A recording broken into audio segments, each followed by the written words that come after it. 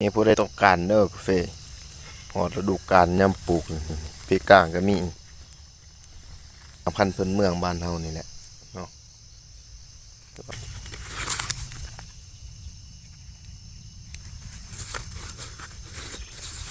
ตัวปานกลาง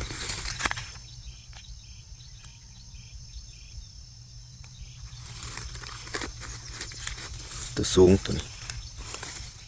สูงต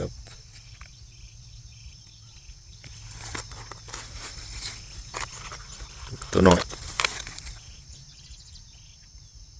ตัวนี้ไม่น้อยยังต่ำสุดเนาะ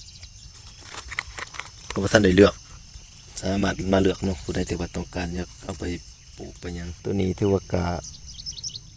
เนื้อสิกาปลูกเองเบื้องนั้นก็เพเบียตัวใหญ่คือกันซองนานปีนี้เฮ็ดบ่หลายปีนี้ปีชิมานี่สิเฮ็ดแต่กาแฟกะติมอแหละปีหน้า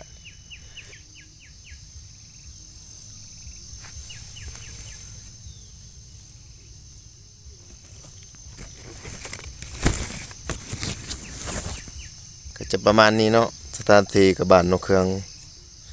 ใหญ่เนาะสามารถมาชมมาเบิ่งมาถามต่อรองราคากันได้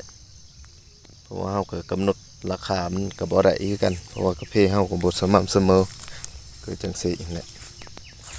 เฮาก็อิงตามมาตัวใดที่ว่า